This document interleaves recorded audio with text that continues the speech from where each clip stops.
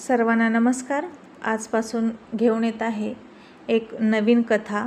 कथेचं नाव आहे प्रणय पिपासू बायको. आशा करते की तुम्हाला ही कथा नक्कीच आवडेल. तर चला तर वळूया आपल्या कथेच्या पहिल्या भागाकडे. ही कथा आहे 1990च्या दशकातली. एका बहिणीने तिच्याच बहिणीच्या होणाऱ्या नवऱ्यासोबतच फसवून लग्न केलं. आज गीताला बघायला पाहुणे येणार होते. गीता तशी राहणीमानाला साधी मुलगी होती, पण दिसायला मात्र एकदम चंद्राच्या तुकड्यासारखी. गोल चेहरा, गोरा रंग, लांबसडक रेशमी केस आणि नाकी डोळे नीटस. 10वी शाळा झालेली 19 वर्षाची गीता शाळेमध्ये खूप हुशार होती, पण परिस्थितीमुळे तिला शाळा सोडावी लागली आणि 10वीतून शाळा सोडल्यानंतर ती घरीच होती. शिवण क्लासला जायची. घरची तशी गरिबीच होती. अनेक स्थळं तिला येऊन गेलेली होती, पण जो येईल तो हुंडा मागायचा. तिच्या आईबापाकडे हुंड्यासाठी पैसे नव्हते, त्यामुळे तिचं लग्न जमत नव्हतं. तिचं घर साधं पत्र्याचं होतं आणि घरची 1.5 एकर जमीन होती. त्यातच तिचे आईबाबा राबत होते आणि तिच्या शेजारी तिच्या चुलत्याचा टोलेजंग असा 2 मजली बंगला उभा होता. आजूबाजूला आंब्याची, चिक्कूची, पेरूची झाडं होती. त्या चुलत्याला मात्र भरपूर जमीन होती. तो स्वतः मिलिटरीतून रिटायर होऊन आला होता. गीताची चुलती शिक्षिका होती, त्यामुळे त्यांची परिस्थिती उत्तम होती.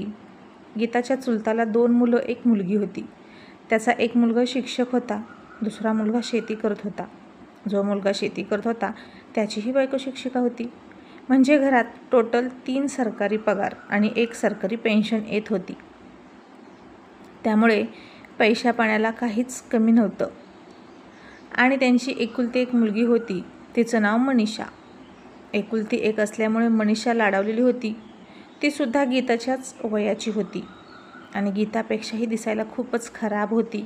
रंग जास्त काळाही नव्हता, गोराही नव्हता. केस कुरुळे, ओठ जाडे भरडे.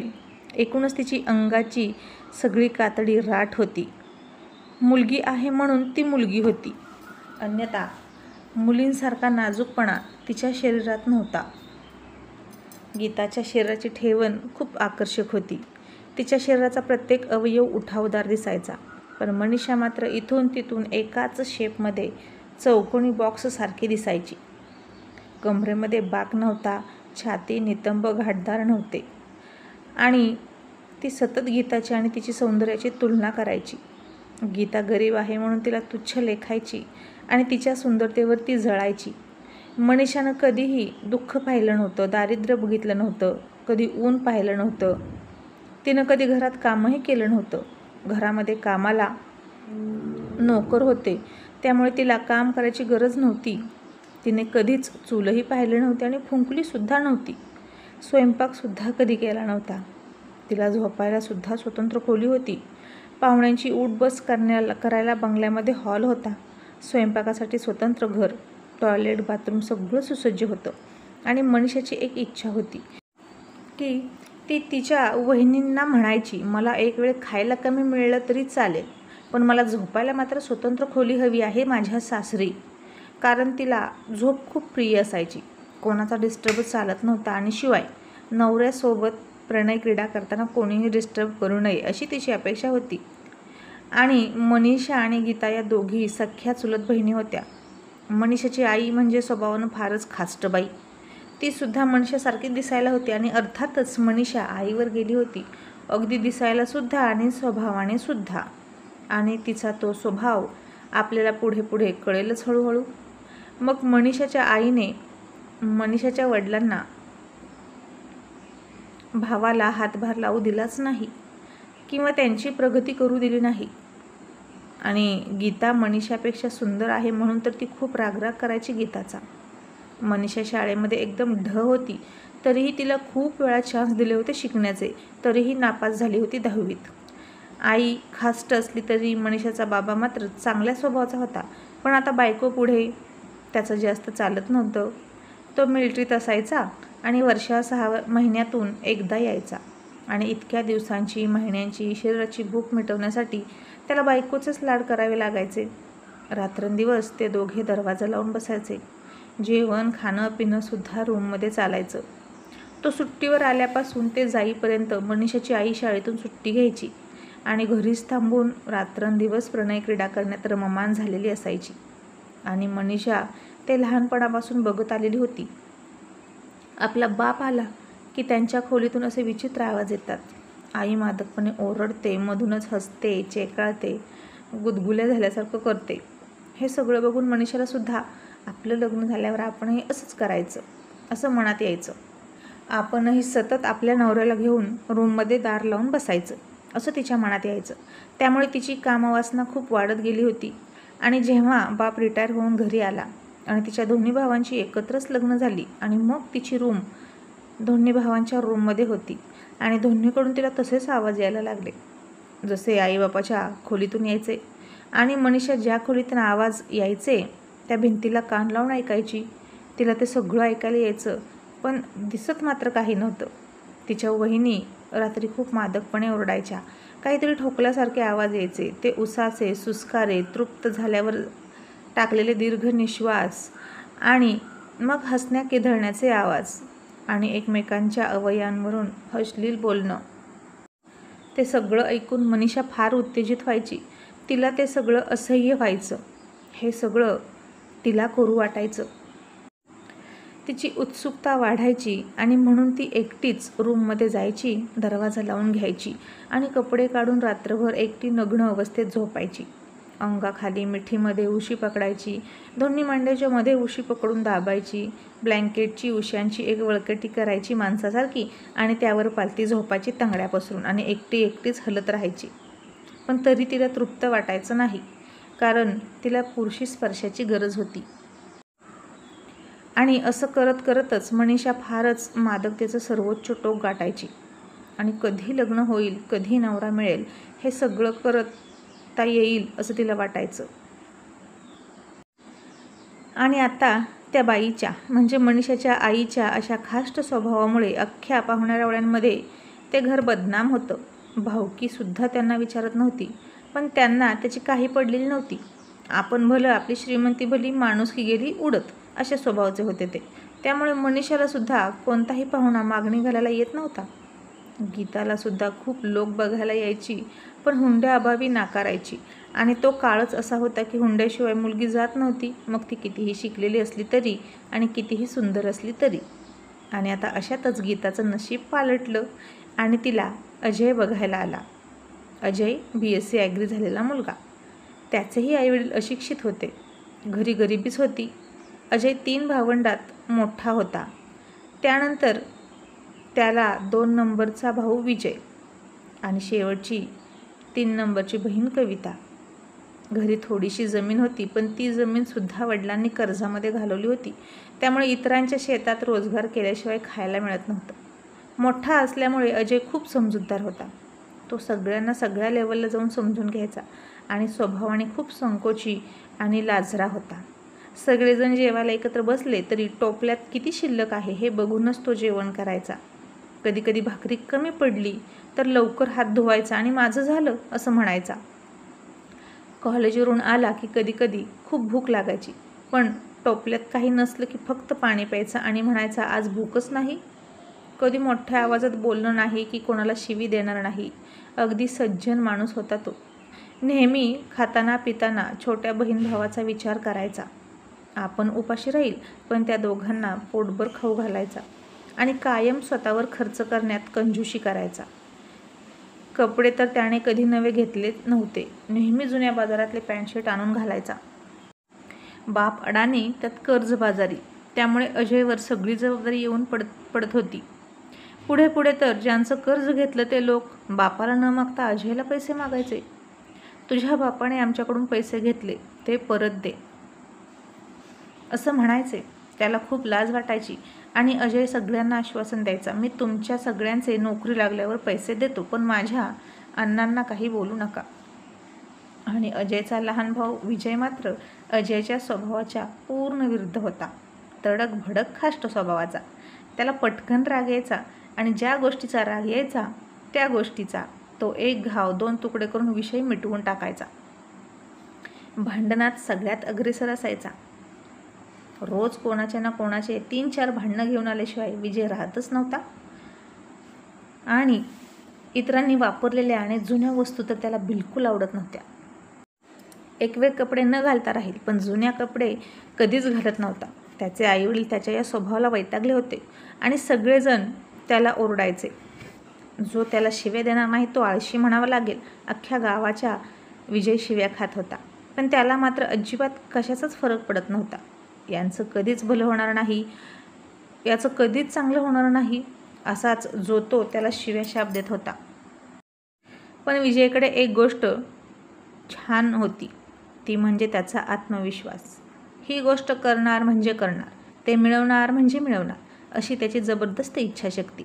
आणि आपली शिक्षणाची नौका जरी डळमळीत झाली तरी, जरी भरकटलेली असली तरी, आपण आपल्या पायावर स्टँड होणार म्हणजे होणार, आपण आयुष्यात सक्सेस होणार, असा त्याचा ठाम विश्वास होता.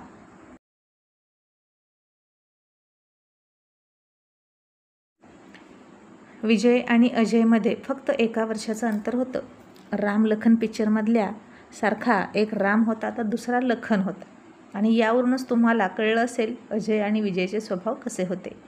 अजय जितकं स्वतःला सोसता येईल तितकं सोसायचा, पण त्याची झळ इतरांना लागू देत नव्हता. आणि जेव्हा ते सहन होत नव्हतं तेव्हा गुपचूप आतल्या आत रडायचा. कधीच कोणाची चूक स्पष्ट बोलून दाखवत नव्हता. पण विजय मात्र एक गोष्ट सोसत नव्हता, दुसऱ्याला सोसायला लावायचा आणि दुसऱ्यालाच रडवायचा.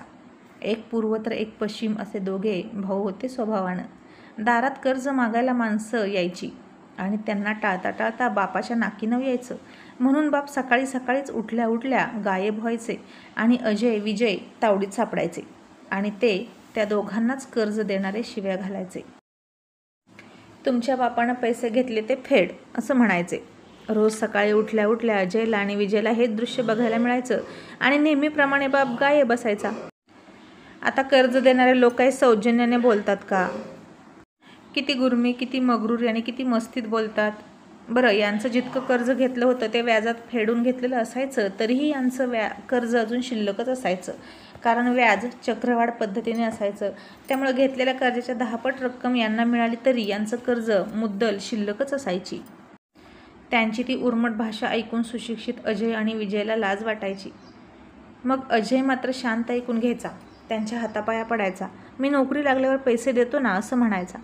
पण विजय मात्र त्या माणसांवर दगड घेऊन मागे लागायचा आणि शिव्या घालून म्हणायचा, ज्यानं कर्ज घेतलं त्याच्या मागे बोंबलत मागायला जा. त्यानं काशी केली, कर्ज घेऊन मजा मारली आणि आता आम्ही कधी तुमचे पैसे द्यायचे? आम्हाला मागू नका, असं म्हणून तो कर्ज देणाऱ्यांना पण शिव्या घालायचा आणि कर्ज घेणाऱ्या बापाला पण शिव्या घालायचा. त्यामुळे त्या सगळ्यांना अजय चांगला वाटायचा आणि विजय आवडत नव्हता. आणि विजयचा स्वभाव असल्यामुळे याला जेव्हा बायको मिळेल तेव्हा याचं कसं होईल, त्याचा संसार एक दिवस टिकणार नाही, असे सगळे म्हणायचे. अजय BSc ॲग्री झाला आणि त्यानं त्याची दिशा निश्चित केली. त्याला कृषी खात्यात नोकरीला लागायचं होतं, पण विजयची शिक्षणाची नौका मात्र भरकटलेली होती. त्याला योग्य ट्रॅक सापडला नाही, कारण तो कोणाच्या बापाचं पण ऐकत नव्हता. म्हणजे स्वतःच्या बापाचं तर ऐकतच नव्हता, कारण त्याचं आणि त्याच्या बापाचं अजिबात पटत नव्हतं.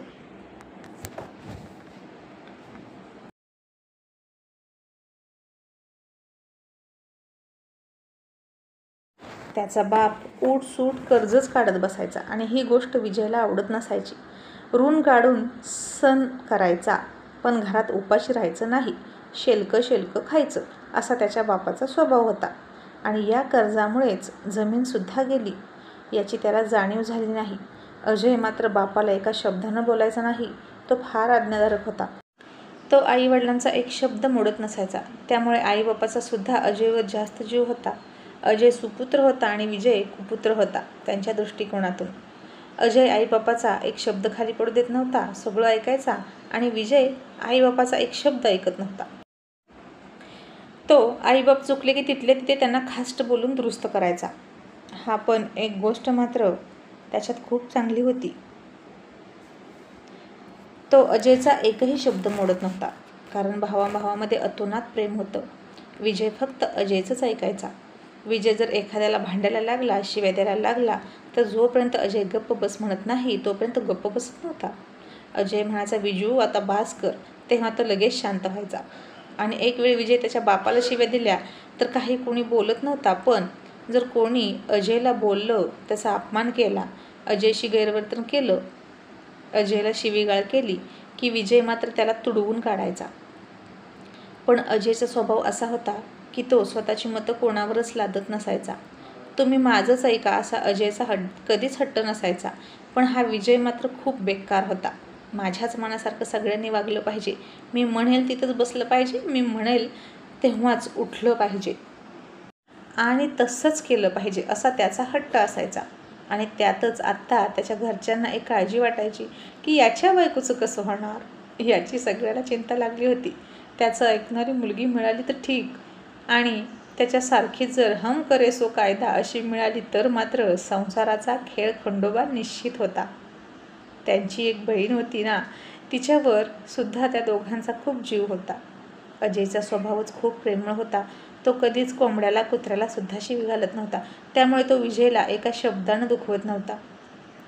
तू काम केलं नाही, तू नुसता झोपला असा त्याचा इसाळ सुद्धा करत नव्हता.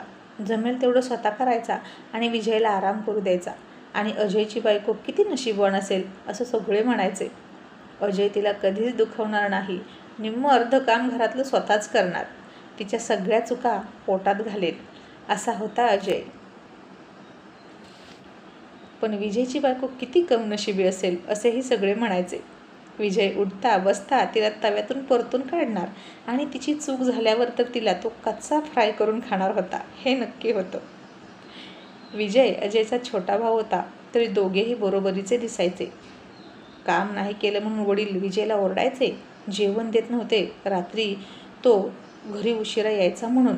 पण अजय मात्र गुपचूप विजयसाठी जेवण लपवून ठेवायचा. आणि यातूनच दोघा भावाभावांमध्ये किती प्रेम होतं हे दिसून यायचं. त्यामुळे विजय वडिलांपेक्षाही अजयला खूप मान द्यायचा. चक्क तो वडिलांना आरे तुरे बोलायचा, ए अण्णा असं म्हणायचा, आणि अजयला अहो जाहो करत अहो भाऊ असं म्हणायचा.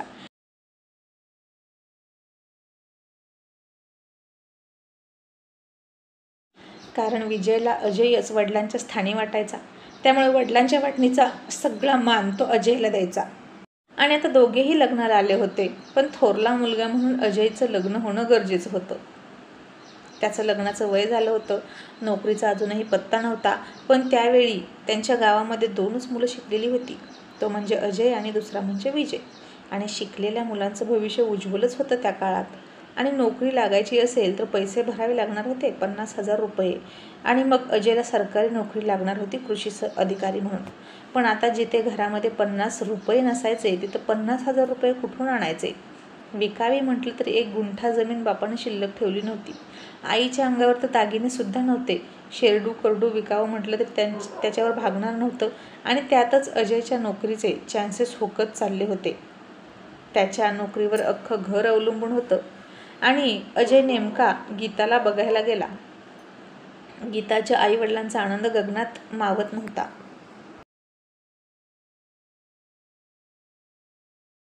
कारण बघता क्षणी अजयला गीता खूप आवडली होती. इतका सुशील मुलगा, शिकलेला, समंजस, आणि मागे पुढे नक्कीच नोकरी लागणार होती आणि गीताचं भविष्य उज्ज्वल होतं. पण इथे अजयचे वडील गीताच्या वडिलांना म्हणाले, तुम्ही 50,000 रुपये देऊ शकता का? आम्ही तुमचे पैसे अजयला नोकरी लागल्यावर परत करू. हुंडा म्हणून नको, पण मदत म्हणून द्याल का? पण आता गीताच्या वडिलांकडे जितके पैसे नव्हते, भांडी कुंडी घेण्यासाठीच त्यांच्याकडे कमी पैसे होते. आता दोन्ही पार्ट्या गरीब होत्या. कोण कोणाला मदत करणार आणि कोण कोणाचं ठिगळ शिवणार.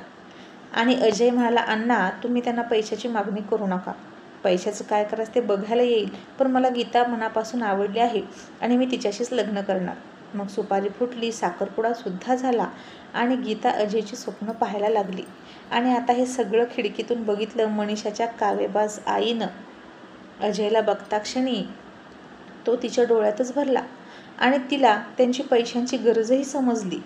मन आत्ता काय करायचं? साखरपुडा झालाय, सुपारी फुटली आहे, हे लग्न कसं मोडता येईल जेणेकरून अजयच्या आईवडिलांना पैशाचं आमिष दाखवायचं आणि मनीषाला तिथं द्यायची, असा तिचा डाव होता. ती तिच्या नवऱ्याला तसं म्हणाली आणि मनीषाचे वडील म्हणाले, तुला वेड लागले का? अगं त्या मुलीचं चांगलं होतं तर होऊ दे. आणि मनीषाची आई त्याला म्हणाली, तुम्हाला काय कळतंय हो? तुमची सुद्धा लग्नाची मुलगी इथे घरात पडलेली आहे. तिचं बघायचं सोडून तुम्हाला भावाच्या मुलीचा पुळका आलाय का?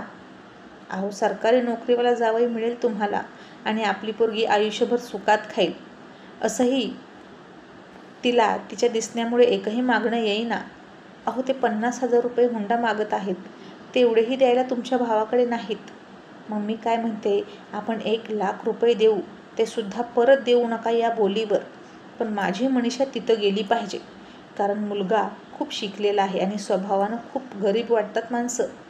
आज ना उद्या सरकारी ऑफिसर होणार आहे तो, आणि आधीच आपल्या मुलीला एकही स्थळ येत नाही आणि शेतकरी मुलगा सुद्धा तयार नाही तिला करायला.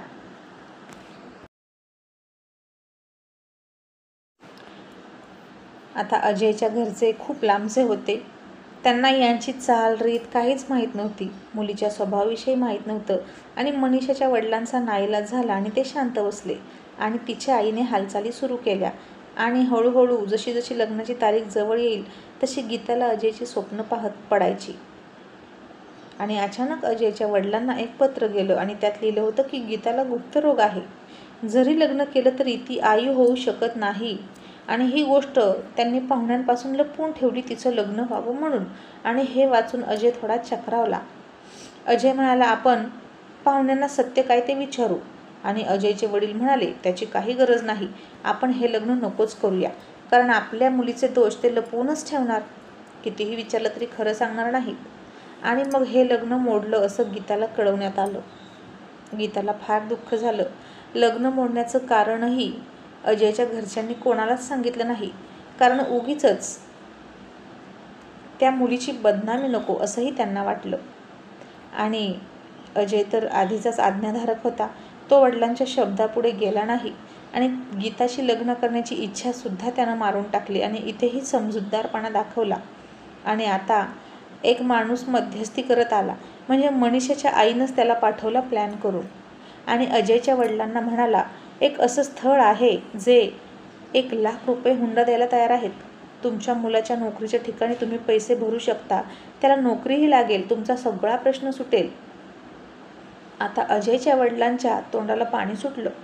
50,000 रुपये नोकरीच्या ठिकाणी भरायचे आणि उरलेल्या 50,000 कर्ज फेडायचं, असं त्याच्या डोक्यात होतं.